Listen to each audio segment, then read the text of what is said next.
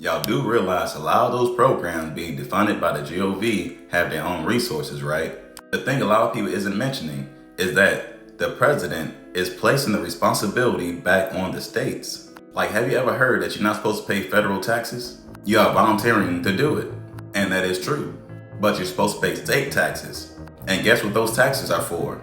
Programs like the ones getting defunded by the GOV because the state is not doing their part. So this is what I mean by them placing responsibility back on the state, so y'all can stop blaming the GOV because they was the problem, but now they're getting rid of the problem. Because there's no way the GOV should ever be bailing out a state in anything other than a natural disaster that wasn't man-made. Anyways, we know most people pay state and federal taxes, right? And we assume those taxes be used for good. But now clearly we see the Fed is using those taxes for the wrong reasons, so why wouldn't the state do the same? Like, what do you really think they mean when they use the term quote-unquote deep state?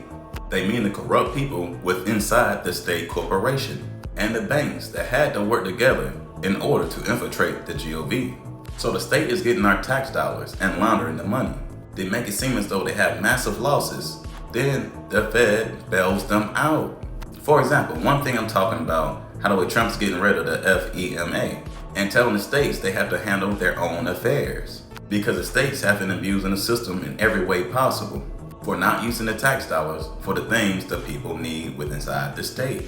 That money disappears, and then, like I said, the Fed bails them out, which is really the hush money, which allows FEMA to come in, evacuate the area, and relocate these people, all in order for them to take over the area for themselves. Look at what happened in North Carolina, prime example, and I already told y'all exactly what they do and why they're doing what they're doing. It's not a coincidence ever. So by the defunding of these progressive programs and revamping the GOV, now the people will have no choice but to blame the state for any issues because now they're fully liable for any damages done to your personal property.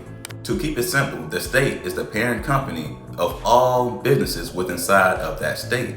Kind of look at it like a Ponzi scheme because they take all our benefits and give us all their deficits. So it's not only the GOV that's corrupt, it's also the states. Like I said, quote unquote, the deep state.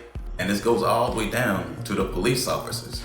This is why they will eventually nationalize the National Guard, which will turn into deputies who are elected officials.